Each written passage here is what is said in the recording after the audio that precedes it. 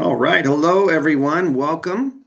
I am Jeffrey Richardson, Director of Product Marketing here at Kochava, your host for today's webinar. Looks like we have some good numbers pouring in here, so we'll give another moment for folks to join before we officially kick off. But say hello in the chat. We have our very own Matt Goodrich as our community manager today. Let us know where you're joining from, what the weather's like, where you're at. Up here, we've had a Pacific Northwest, very little snow this year, at least in the lower valleys, but in the mountains, it's been great. So skiing's awesome, just no snow on the ground, but it's about to change, it seems. Awesome. We got folks from Dubai. We got folks from UK, lots of rain, mid-coast Maine. Welcome, Michael, Saeed, Amish. Great. Awesome. I'm going to open a poll as well while we have folks joining here. That'll pop up in your sidebar, and you'll see a little notation near the bottom of your screen as well. So feel free to go into the polls tab and answer that poll, and that just helps us kind of gauge where you're at on Apple Search Ads as a channel. And I'm going to go ahead and officially kind of kick us off now that we're a minute after, and we got quite a few folks in the audience. So let me start with a couple of announcements, and then we'll jump into speaker introductions. We love your interactivity, so connect with us over the chat, as I mentioned, and then there's also a Q&A tab. So jump in there, ask questions. We will try to get to as many as possible. We have a number of them that came in from our registration window, so we'll peel off as many of them as we can. If we don't get to it, we'll follow up with you afterwards. We do get questions a lot about, will the webinar be available afterward? Will it be recorded? Yes, we will make it available on demand, and we'll send a follow-up thank you email about 24 hours after the webinar. That'll have a link to that. But the same link that you used to get in today, and about an hour or two after the webinar, you can also click that and you'll be able to watch it on demand right through our webinar platform here. So you'll have two different options. And then we have, lastly, some great resources in the Docs tab. That's part of your kind of upper right-hand sidebar. So there are some resources in there that are kind of a follow-on to the topics we're unpacking today. So dive in there and check those out, open those in other tabs, and feel free to explore those afterward. So excited for our topic today around incrementality, especially regarding Apple search ads. Is it incremental or not? I think the question is largely, it depends. But I'm going to bring our speakers onto stage here and let them introduce themselves. So we have Gary Danks and Hamilton Redcliffe. Let's go ahead and go in the order on the slides. Gary, will you say a quick hello and tell us a little bit about yourself? Then Hamilton. Hi, thanks, Jeff. My name's Gary Danks. I'm the General Manager for the AIM product here at Kochava, which is our next generation marketing mix modeling tool. I'm based in London, and it's chucking it down with rain, as people in the comments are saying as well. So I can confirm that is correct. Yeah, official confirmation on the ground. And Hamilton. Hey, I'm Hamilton Redcliffe, General Manager of Search Ads Maven. I've been Search Ads Maven General Manager for about 2 years. Prior to that, I worked at Oracle. Much longer ago, I worked at a small startup called Datalogics that was pulling together large billion impressions together with offline transactions and creating causal lift analysis. So I've been in the space for a while, and I love the topic of incrementality. Gary, thank you for joining. I'm really excited about the content that we're about to share. Here in Denver, it is sunny. It's cool, but I think it's going to get a little warm in the afternoon. Yeah, we have someone from Copenhagen as well. Wow. And Spain. Okay. And real quick before we dive in, I'm going to take a look at those poll results in a second, but just a quick backdrop. I think a lot of folks know Kochava as a mobile measurement partner, jumped into that space early in 2011. So that's kind of our core heritage and what a lot of folks know us for, mobile app measurement. Now, of course, it's connected TV and other devices as well. But since that time, we've expanded and also have our search ads automation platform, as well as this entrance into the marketing mix modeling space as folks look to future-proof their measurement. So Hamilton, could you start real fast and just give a quick 30 seconds on what Search Ads Maven is in case people are unfamiliar with that? And then Gary, a quick note about what AIM is from an MMM perspective, and then we'll dive in. Yeah, absolutely. Search Ads Maven is a platform that sits on top of your Apple search ads advertising and provides you insights into the sets of keywords that are going to apply to your app and then help you actually reach new growth through the variety of different ways that you can advertise on Apple search ads. One of the key things that we do really well is we provide a very robust automation platform. And along with that, we've created many strategies that we're willing to share with you and can build out custom strategies to accomplish exactly what it is that you're trying to accomplish on Apple search ads. Thanks, Hamilton. That's helpful. And Gary, a quick hit on what we call AIM. Yeah, so AIM stands for Always On Incremental Measurement, and it's what we call a next generation marketing mix modeling tool. Marketing mix modeling is a statistical method of measuring the influence of your marketing mix, but also external factors as well. So that can include things like seasonality, impacts of national holidays, and so on and so forth. It uses large historical data sets to build a model for our advertisers, and it gives a different perspective on what's influencing your conversions. So it gives a different perspective to last touch attribution. And the output of all of that is it gives you recommendations to optimize your specific KPI backed with a lot of data science. Yeah, okay, that's helpful. Sometimes we get those questions, and so I wanted to tackle those up front. Awesome. So we have the poll going on in the background, but I really want to kick off before we jump into some of those results with, incremental or not, and there's this notion of defining incrementality.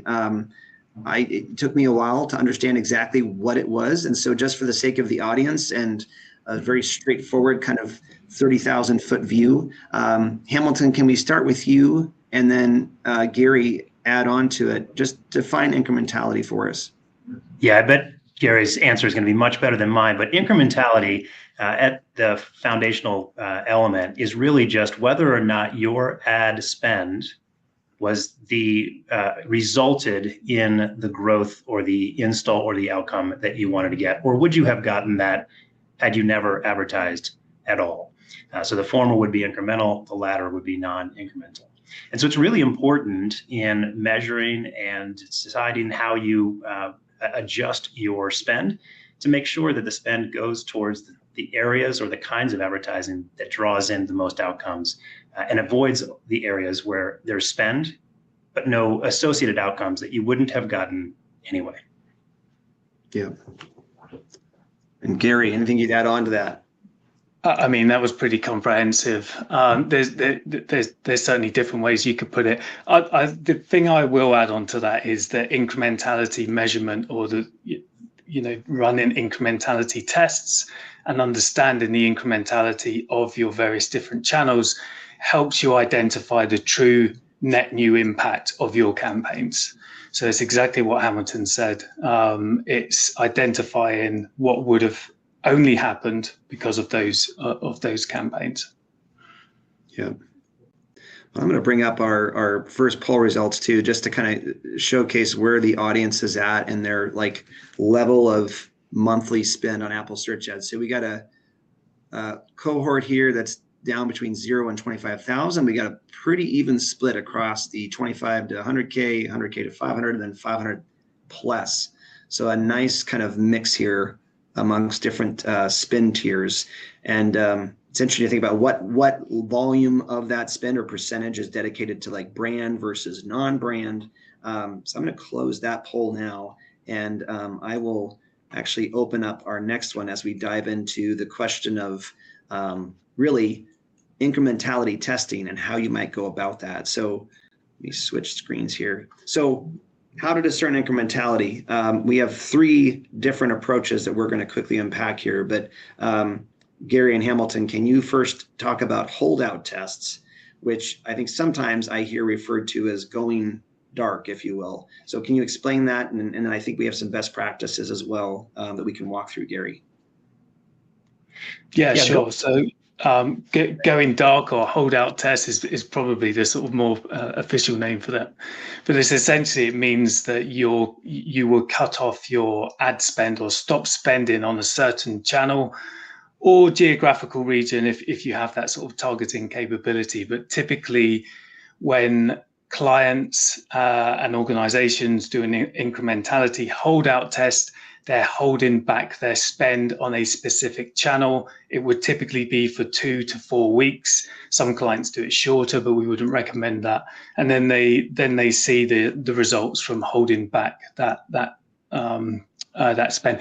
It doesn't have to be 100% of spend. You can just hold back 50%, but it has to be a sort of a large proportion of your ad spend.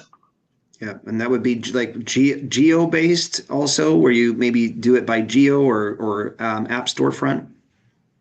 Yeah, I mean you can design it however you want. It would typically be depending on the brand and the type of data they have available to them, the targeting capabilities.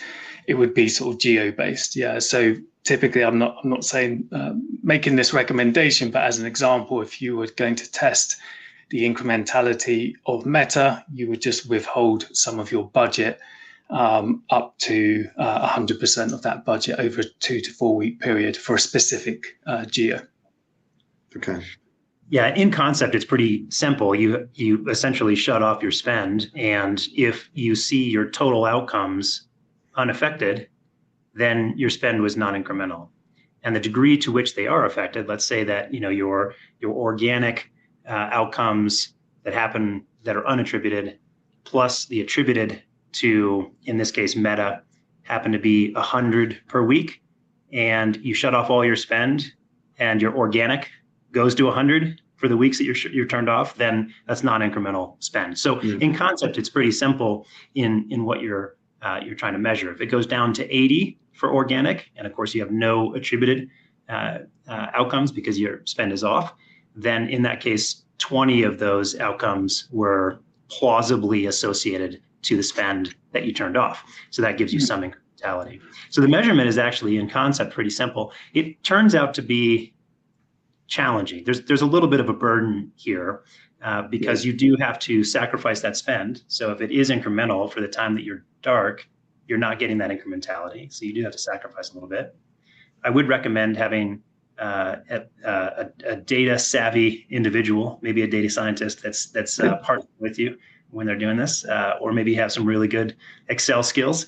But it is a little bit challenging to actually implement. It's a good option, but a little challenging. Well, yeah, let's go through best practices that had outlined. Gary, could you speak through these for us? Yeah, sure. I mean, Hamilton's kind of touched on this already, which is it's always good to get to understand what your baseline metric is. So whatever you're trying to measure, let's just keep it simple with net new users, for example. It's good to understand what your baseline is for weeks or months pre to that incrementality test. We always recommend making the baseline a total as well, which includes your organic and paid conversions. So if you're looking at first-time conversions, for example, it would be a total of your organic and paid conversions, or unattributed. I don't necessarily like the term organic, but unattributed is way more accurate term. What that means, that total serves as the ground truth, really, because if you've got as Hamilton said, if you've got someone that's good with data, they'll be able to determine what that total figure is leading up to the point of the test. And as Hamilton said, when you go dark or hold out the spend, does that baseline differ at all? It's not going to go up, but how much does it go down? Gary, that's not the first time that you've corrected me on the use of organic, and I keep forgetting it's a creature habit. Can you describe more why you like the term unattributed versus organic? Yeah, I mean, I suppose it's just really organic makes it sound like it's something that would have just happened. You kind of plant a new user in a garden and you pour some water on it and it just happens, and nothing happens for no reason. Unattributed is way more accurate because it simply means that the system that you're using cannot attribute that sale to any event. So it just means you need to input some more data to find out where that unattributed come from. It happened for a reason, whether it be word of mouth, out of home, TV advertising, a referral, a meta ad, an ASA ad, and so on and so forth. Actually, it's one of the benefits of MMM is that it breaks down, it decomposes those your sales and that big bucket of unattributed. It's just a personal gripe of mine. That's all it is. Well, I think we have a blog linked about that. I think it's a piece you had written about nothing is organic, and so if you want to dive in further on that one, check out the docs tab. Well, tell us about test length. I think I already heard you mention a time frame, Gary, but you want to run through that again? Yeah, I mean, ideally, this is really best practices based on data that we've seen from clients where they haven't adhered to these. So really, a holdout test should be at least 2 weeks, ideally 4, to give it a longer stint there. And that's just really to have enough sort of statistical significance within the data. It's as simple as that. If you hold out, some clients only do it for a few days because it's quite scary holding back your ad spend, because typically most clients are testing big networks, so it's going to be one of their top 3. It can be quite daunting to hold back some of the spend from Google, from Meta, from ASA, and so on. But you do need to do it for a couple of weeks at least, not a few days. You're not going to get anything from that because of things like ad stock effects.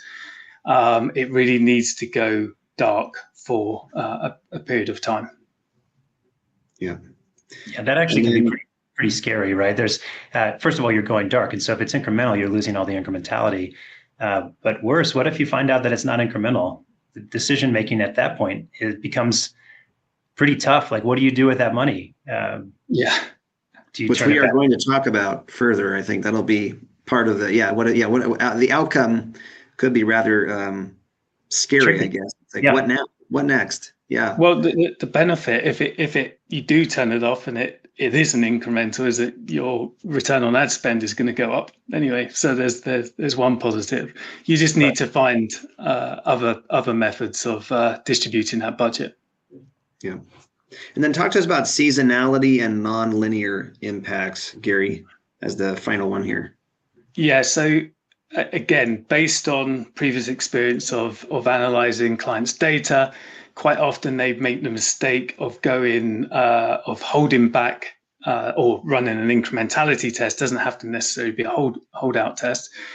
Of running an incrementality test during a peak season or a down season or a national holiday or something else that may affect their business outcomes, like a sporting event or a pop concert or something like that. So you need to be acutely aware of your seasonality and any sort of promotional activity that may be going on and so on. So it's best to try and plan it for as a period of time where it's as normal as possible, if there is such a thing. By the time that you've broken down the different promotions and seasonality and elections and national holidays, there's about 2 weeks of every year that you can probably run these, but it's just best not to do it at a specific time that may have a few of these in them. No, that's so helpful. Let me bring up the results of our poll too, because we had queried the audience here on whether they have ever run incrementality tests on Apple search ads. So we got a pretty good split here, tie between yes and not yet, but I'd like to, unless we get some more live voting here on this. And then about 20% or so are no. So yeah, if you have experience from prior incrementality tests and what you found, let us know. And if you're curious about what to do about it too, get in touch with us.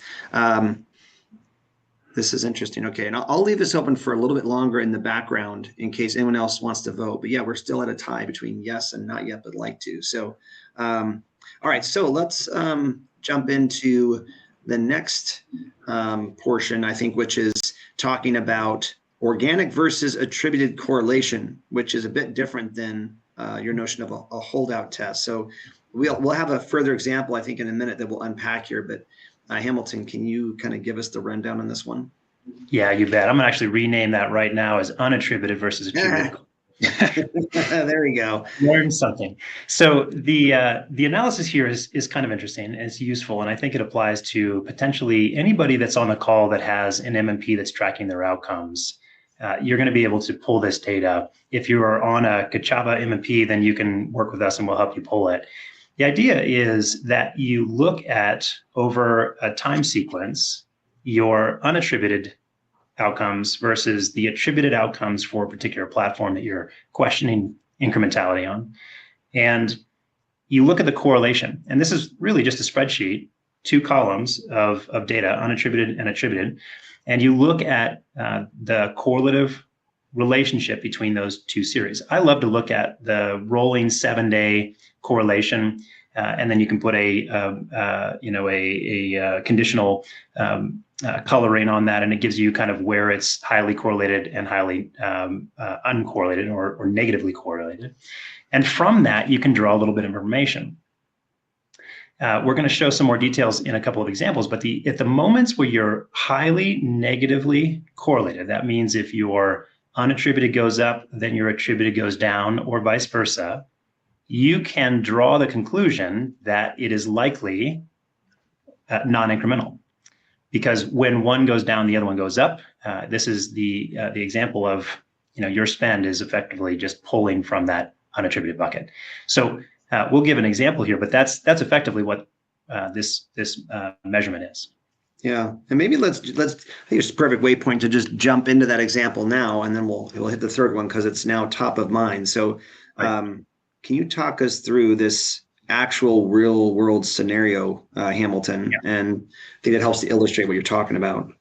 Yeah, so we had a moment sometime early December this last year, 2024, where, like many of you, the December month is really important to their business. It's a huge portion of their outcomes, and they're some 10 days in, and their ASA attributed installs are down 13%. So they called in a bit of a panic, and we had a conversation about what to do here. And in our investigation, we looked beyond just the ASA installs, and we drew in these unattributed installs as well. Now, a couple things to note: that ASA install, that line right there, primarily is brand, so might align with a lot of people's portfolios that are on the call here today, and is oftentimes questionably incremental.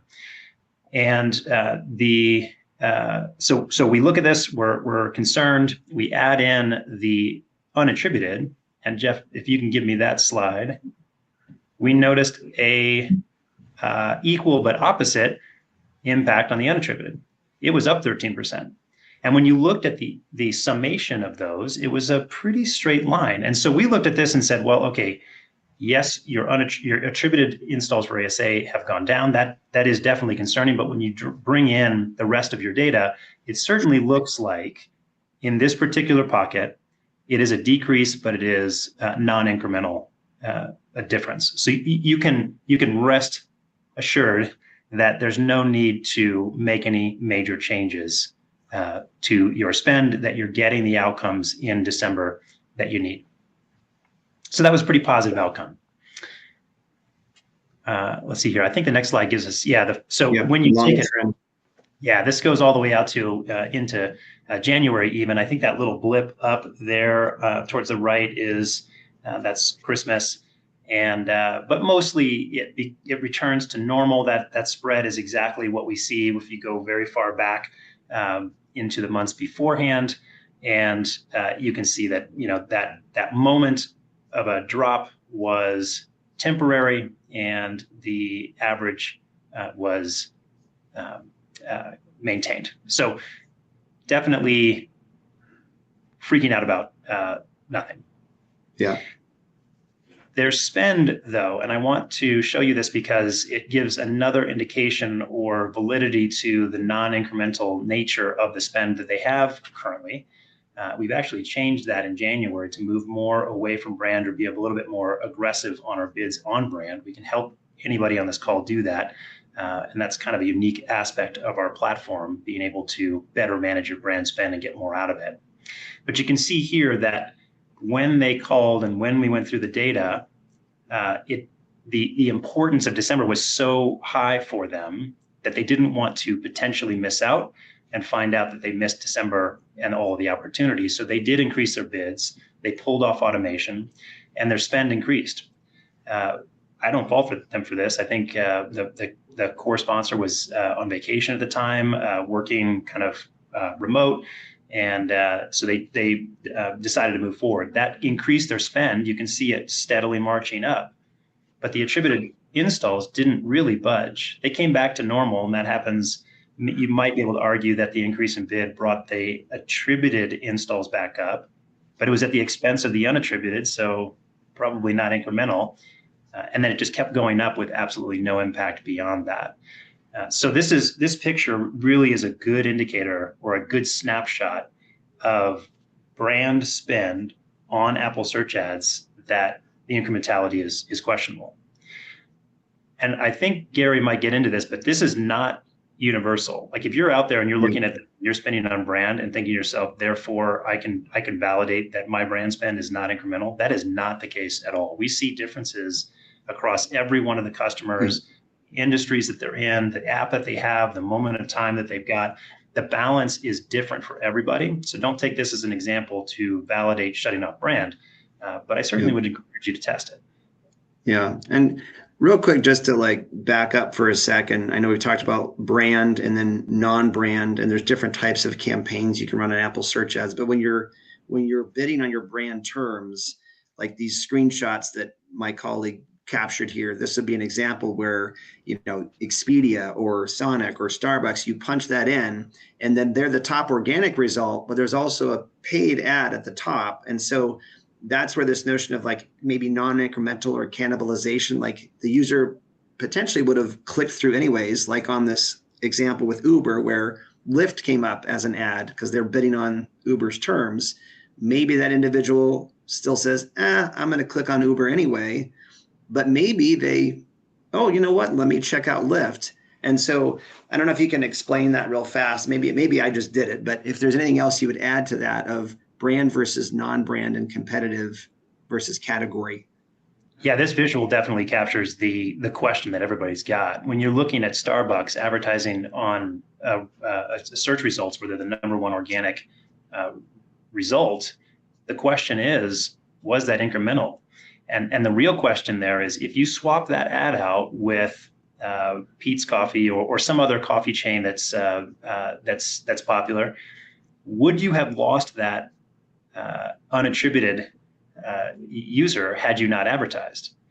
And that's a big question. It's a real question for every brand because the answer is not always no. They would definitely find the brand that they wanted. A great example. Let's say that Kleenex was able to create an app on your phone. I don't know exactly how that would work, but Kleenex doesn't necessarily mean the brand. It means, tissue paper. And so if I search Kleenex, it doesn't really indicate intent to find the brand Kleenex. I might not care at all. And so if an ad comes up above, now there's two apps that can wipe my nose. I might just choose the one that was an ad because it's the first one. But if I am FIFA and I have unique content on my app that you can only get from my app, and someone types in FIFA, they are definitely going to step over any ad that's out there, and they'll find me organically or as an unattributed install. And so that's the question, and that's the range of possibilities. Every single app is going to be different. Actually, this Lyft and Uber, I bet you, I don't personally have any brand loyalty to either of those, and I bet a lot of people don't. They more want to get from point A to point B. So they might that might be really incremental spend. Yeah. The other thing that's worth on this slide, Jeff, here is the other examples that you've got in the background are good examples of what probably isn't incremental as well. So I can't quite read the brands. I can see Starbucks there for sure. I think it's Starbucks anyway. And so if someone's typing in Starbucks to the search tab because they've seen an out-of-home ad that says, hey, the Starbucks app allows you to get 20% off your next coffee or whatever it may be, and they're on their way there anyway. They've typed it into the search bar. As a user, I don't really care if that's an advert or an organic. So I'm just going to click on the first thing that is the thing that I want. In this case, it's Starbucks. Yeah. In that example there, it's definitely not incremental because I was going there anyway to get that Starbucks ad because I was influenced by another media channel.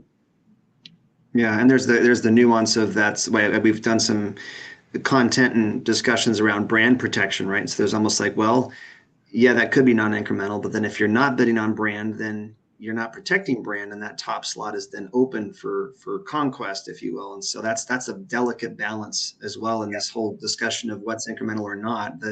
If you're not bidding on your brand at all, then it becomes more incremental for your competitors to bid on your brand term and take that top slot. And while some may go forward to tap through on you anyway, there's others, right? Some portion of that they're gonna, click that top spot.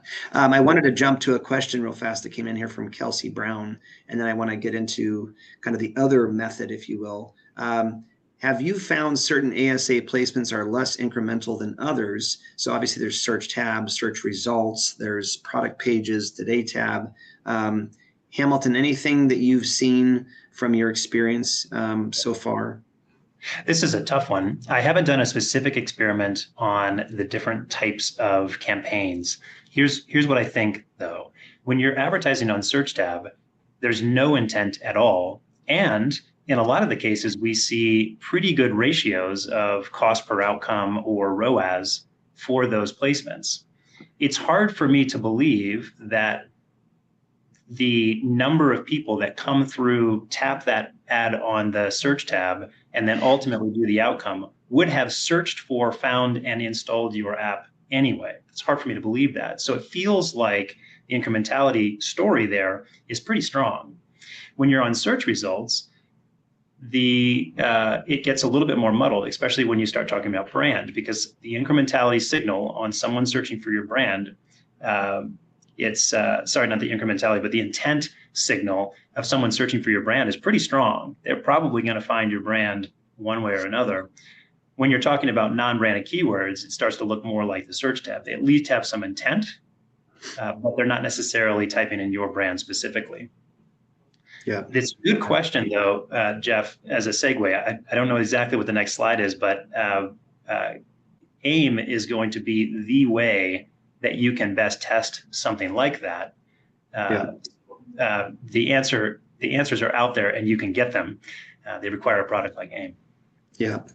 So I'm gonna open one final poll in the background here as we jump into that, and it's a question around how many media channels are you running UA on besides Apple search ads? Because MMM is most effective when you're looking across multiple channels, multiple different partners and platforms. So let's go ahead and let's jump into that note at this point. So let me get here and let's talk about kind of this notion of MMM versus next gen MMM, maybe to start, Gary, because I think that's an important like kickoff point is like people are used to MMM, traditional, slow, clunky, kind of, maybe a few times a year or once every quarter model output that then decisions for the next quarter are made. Can you clarify the distinction between the two? Yeah, so as you say, MMM's actually been around for decades, since about the 60s. So large enterprise brands have been using MMM for many, many years, but the traditional form of MMM would require teams of data scientists to pull huge amounts of data. It would often take months to get the model ready. And then the output is what I would call static. So it's a report that the marketing team get, which is very useful. You can start to understand the influences of your media mix, but it's typically already out of date because it's taken 3 or 4 months to build this model at least. So therefore, and then the other challenge that there is with traditional MMM is that the output and the metrics and the KPIs in traditional MMM are not very actionable. So therefore, with next generation MMM, the key differences are the fact that most next generation systems like AIM are real time. So it's updating, or near real time, let's say. It's updating on a daily cadence. It's using a model that is maybe just a few days old or a week old. So you're getting the most up-to-date data on your marketing insights. And more importantly, is if it's a good system, the output is going to look very familiar to you as app marketeers. It's going to give you the attribution results across all of your key conversion events, and also it's going to give you actionable recommendations to what to do in the next week or the next month, depending on your preference. So increase spend here, decrease spend there, effectively at a high level. Yeah, that was helpful for me too. I always like hearing that as a reminder. So let's dive into a specific example that you've brought here, Gary. And before we do that, I think it's helpful to I remember the first time you brought this up to me, the variable influences factor, VIF. I know it's quite a technical concept, and maybe you can help us understand it with a quick explanation. Yeah, sure. So I'll just caveat, I'm not a data scientist, but a big part of my role is really to translate what the AIM data science team tell me into marketing language. So it can seem very technical and it can seem quite daunting at times, but a system like AIM should be fairly intuitive to a marketeer used to sort of performance metrics. But at a high level, what VIF stands for is a variance inflation factor. And what this means is that it's a score rating that the system uses, the AIM model and the data science team who have built AIM, to monitor the multi-collinearity between different networks. And what multi-collinearity means at a high level for sort of marketing folks is that is there a dependency on one channel to another or several others? And a really good example of this is very similar to the example I gave earlier about Starbucks. But typically, if a brand is running upper funnel media like TV or out of home that drives big brand awareness, a user may see the TV ad while sitting at home on the sofa for a product that they're interested in, and then go to the app store and search for that brand and click on the ad. And what the model will identify is that there is a strong VIF between ASA and TV in that example there. And that's bad. It just means effectively it's really an incrementality metric as well. So it means that really it's TV that's driving those sales to the app store, and it's not the app store that's hitting those sales. That's interesting. Okay, now that we have that background, can you unpack this example for us? Yeah, so it's quite a similar example as to what Hamilton was explaining with their client. This is an AIM client, and so what we're looking at here. Sorry for all of the data on the screen here, but I'll break it down just quickly. So the blue dotted line is the first-time purchases. This is an 18-week period, as you can see along the bottom there. And this is for a retail e-commerce brand of ours based in the United States. The blue dotted line is their first-time purchases, which is their sort of key performance indicator. The orange dotted line is the ad spend across these different weeks. And then the blue columns, the bars, are the VIF score. Low is good. So basically a VIF score that is in the range of 0 to about 4 or 5-ish is considered to be good. Well, 0 to 3 is good, and then anything above that is okay. Anything above 5 is a high score and means that there's strong collinearity between that media source and another one or two. and therefore it requires a bit of investigation and to have a look at the data so that you can fix it. What happened here with this advertiser is between the weeks 5 and 4, the advertisers' agencies shifted their strategical focus and increased their brand spend on ASA from 25% to 95%. On top of that, they increased the spend by about 50%. So the AIM system was able to give direction to this client to tell the client that actually your optimal spend on ASA for this brand and this geo region, considering all of the variables around your media mix, is roughly about $8,000 a week. During this period, they increased it to roughly about $13,000 per week. The ASA VIF score surpassed 5. Okay, so that's where you can see it going up from week 5 to 6. It went up to about 6.5, 7, which is incredibly high. So if you click onto the next bullet point here, Jeff, and also the VIF metrics for Meta and TikTok also increased during this period. So that, again, it's something that the system would point out. It would show you where the dependencies are. Now, in traditional MMM or even in next generation MMM, it isn't a given that just because the VIF score increases on ASA and it increases on Meta, that Meta's driving the ASA. It could be the other way around. I mean, in reality, in this case, it simply can't be the other way around because ASA is bottom of the funnel. It's as bottom of the funnel as you can get. It's the app store. It's where people go to download your app. So the evidence is pretty watertight here.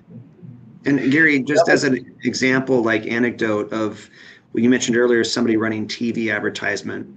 So that could be where there's a TV ad, right? And then a consumer goes to their iPhone, goes to the App Store and searches that brand and then downloads the app as a result of that search that really came initially from causally seeing that TV ad. So if the brand was spending on ASA at the same time that TV ad is running, and then they serve a brand keyword impression that the user ends up tapping, they've hit them with both TV and then Apple search ads, and the Apple search ads may get the credit in a last touch attribution paradigm, when in reality there was a journey before that might have been impacted by offline media, right? Yeah, exactly. Yeah, effectively what's happening in that scenario and in this scenario is that the advertiser is paying twice for their conversion. They're paying for it once within the media cost of the upper funnel, let's just say TV, or in this example here, Meta and TikTok, and they're paying for it again at ASA. Now, the key data points here really is the blue dotted line at the top and the orange dotted line in the middle there. And as like Hamilton's data and his case study earlier on, they didn't shift. The blue dotted line didn't shift. This is the total first-time purchases. So this includes the unattributed and the attributed. There was no difference. So the spend went up 50%. There was no significant increase in those. Plus, it's backed by the VIF as well. So it's backed by science, showing the client that there's a problem here. It was fairly easy to unwind this. So the client then switched back to their original strategy, which was pre-week 5. And you can see there in week, it was about week 14, 15 that they switched it around.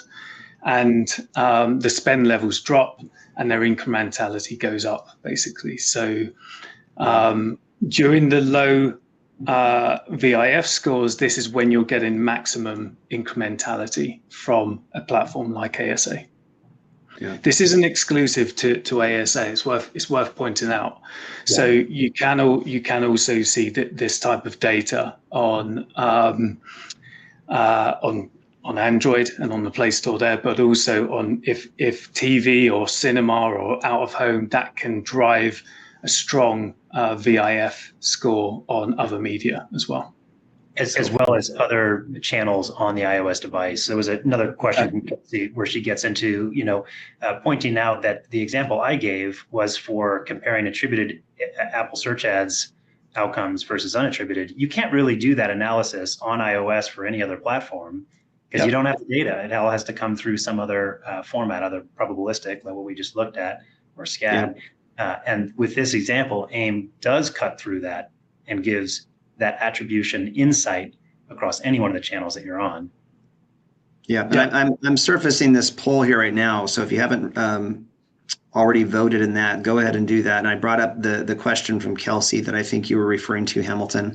We had another question actually, Gary, that was about what are the data inputs required for MMM? So maybe this is a perfect 1-2 to speak to the fact that I think AIM can not just ingest, last touch attribution data, but also signals from SCAN, which obviously is now becoming the ad attribution kit framework.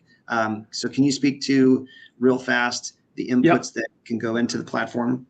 Yeah, it's really straightforward. What you need are your conversion events. So let's say that would be your install, your first time purchase, revenue events, subscriptions, so on and so forth. And then your media costs as well. And typically for AIM and for most MMM service providers, we're going to require at least 1 year's worth of data. Now that's standardized data that everyone should have available to them at their fingertips. It would come from your MMP or your own internal data management system. And then we build the model based on that. There are some other factors that go into it, which we input, which are things like the national holidays, the external events that may or may not affect your business. So we work with clients to understand what those external events are. But at a very high level, it's your event conversions, your conversion events, and your ad spend. Yeah. And I think that hopefully helps Kelsey with the question as well, just because there are, like Kelsey mentions, different frameworks and probabilistic based attribution data, deterministic based attribution data, and then some partners that only provide aggregated reporting. So there is no row level attribution. SCAN, great example. It's aggregate roll-ups by day, by partner, by country, et cetera. So all those different variables though can be punched in, and at that point that more granular notion of the attribution windows isn't as important when you're aggregating that data and modeling that through a next gen framework like an AIM platform, so it can accommodate for those nuances. The question Kelsey brings up is it really points to the nature that the first two options for studying incrementality, it's really like reading tea leaves, because you can draw out a little bit of information and you can make some decisions based off of that.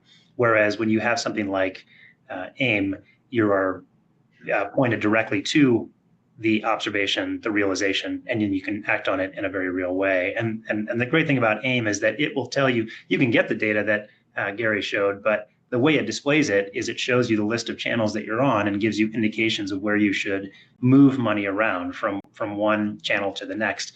So it's very simple in the determination of what to do. And that really, you cannot do that without a probabilistic model like AIM. And to jump in further to the, sorry, I was going to say real fast, as we look at the poll results here on how many media channels the audience has other than Apple search ads, maybe both you, Gary, as well as Hamilton could think about, if somebody does just look at their ASA incrementality through any of the options we covered today, and they find, okay, my brand spend is not very incremental, what should they do, whether they are only spending on Apple search ads and nowhere else versus someone who has 5 to 10 or more other ad networks, and thinking about redistributing spend within the different campaign types within ASA versus broadening that spend across other channels.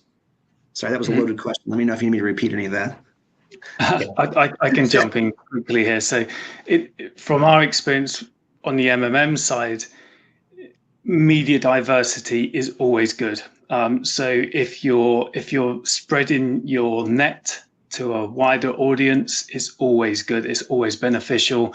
There are some caveats to that. There are some bad ad networks out there which have a lot of fraudulent inventory, or let's call it invalid inventory. But if you're sticking to the big networks, Google, Meta, Snapchat, TikTok, Unity, so on and so forth, you'll be in good hands there. And if you are using an MMM service, media mix is good, because it's going to be able to give you guidance on your spend levels for that particular network, and give guidance on how to maximize your efficiency in the marketplace. Yeah. So if someone's in that situation, my recommendation is that you use AIM to identify the problem, and then you feed AIM data into Search Ads Maven to automate away the problem. So that VIF score, because of the robust automation platform that we've built, you can feed that in at a campaign level. We can observe the exact pattern that we just saw with Gary. And as the VIF goes up for a campaign, the total budget and the bids on the keywords within that campaign can automatically, proportionally go down. So you can set it up with the combination of AIM and Search Ads Maven so that although it's nice to see, you don't really need to do anything because your optimization is happening on a regular basis. This gives you the ability to continuously shift your dollars within the Apple Search Ads platform, which is incremental if you get the mix right for your app, and it'll get that mix right for you. So my recommendation is to go, full bore and have the systems identify and fix the problems for you. Yeah. And efficiency, I guess, too. We had another webinar all around brand protection, and it certainly has a place in your overall ASA strategy. But the volume of spend that you dedicate to brand is something that I think you've seen examples, right, where folks had that maybe 90+%, and they just were able to dial that back and spend more on non-brand and conquesting and category keywords, which were way more incremental, and yet not see a massive reduction in their overall install performance in their first purchase or whatever that first event post install is. That's that's our KPI. Installs we don't really care about if they don't go and do this event. And so if check that out. We'll maybe send a link to that in the follow-up email in case you want to dive into brand protection specifically. There was another question I want to post here from Alan John. This is about the multi-collinearity. So within ASA, does the Today tab have a multi-collinearity impact on brand search volume? Anybody want to, Hamilton, do you want to take that at all? Might be. Let me play back the question and make sure I've got this right. So if we had a multi-collinearity impact of Today tab on brand search, then what we would see, I believe, is a relationship between increased spend on the Today tab resulting in increased spend on brand. So where you may look at that brand spend in and of itself and think that is people looking for organically the brand, but it's actually driven, like Gary was saying, by something, and that something is Today tab. I think that's an excellent question. I don't have any data around the effect of the Today tab to drive brand spend. Gary, I don't know if you guys have done any sort of analysis at that level. I would think that was probably one lower. Yeah, it's more granular. Yeah, it's a great analysis. Maybe we could help Alan with. That data exists. It's out there, and AIM would be the tool along with Search Ads Maven to find it. I think that it's a great example of where you are going to, in some portion of your brand spend, going to be making decisions to put money out there that's not going to tie directly to attributed outcomes. You have to build your brand. You have to invest in people being aware of who you are and positioning in their mind the importance of your brand in their lives. That has to come, and it's upper funnel enough that no system is going to be able to tie those together. It's the reason why all systems are going to have some element of unattributed outcomes. Yeah. From those. I almost think of as you think about the different placements, like as you think about like the funnel of the search, the App Store experience for a consumer, right? Today tab being the high top funnel, and then at that point, search tab is that next phase where they haven't put in, their search yet. They haven't shown specific intent. Obviously, Apple knows their history and the apps they have, I'm sure, which goes into what ads they choose to show. But then you have search results being the next one. And finally, like product page, which is the newest placement type, where they've already like clicked through for something else, and you can get an ad on that other, you might also like kind of section where they've scrolled down. So I think, those different placement types, the four, there's probably specific incrementality tests you could run against each of those. It gets pretty granular, and obviously the more granular, probably the harder it is to get data significance to like really fully understand. But I love these questions, and we're getting close. I'm going to bring up another question here.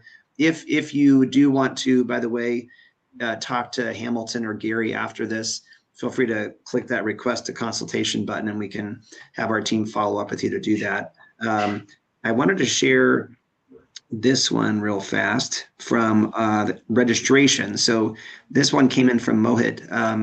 When Mohit registered for the webinar, how does ASO ranking affect the ASA cost per tab? So App Store optimization is ASO. That could be your product page keywords, your title. Can you answer that real fast, Hamilton? Yeah, it's important to remember that what you're bidding and winning on a particular keyword is not the same as what your competitor is bidding and winning. You can see it most clearly when you see the cost per tap for your brand keywords versus your cost per tap for non-brand keywords. There's usually 3 to 10x difference in those cost per taps. And it's because of, at least in part, this exact question. Apple has an inventory of impressions, but charges you on taps. And so them being aware of the odds that if they impress your app in an ad, that someone's going to tap it is really important to their business model. Because if they served 1 billion impressions and nobody taps, they just lost 1 billion impressions and got no money for it.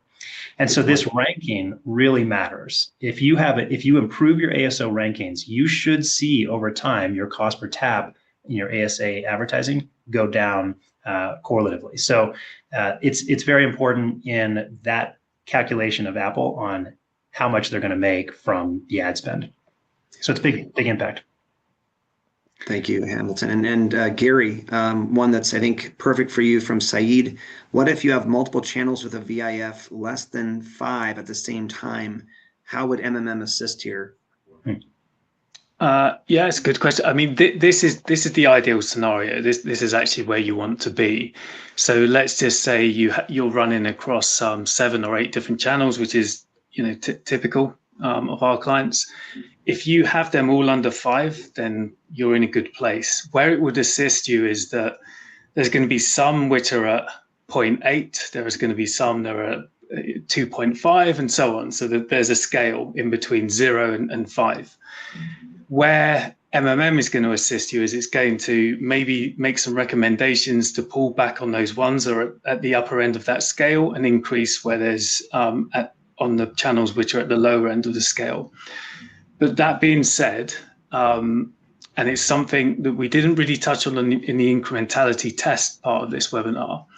One of the issues I have with incrementality tests is that it doesn't tell you, the client, the advertiser, where they are on the cost curve for that specific channel.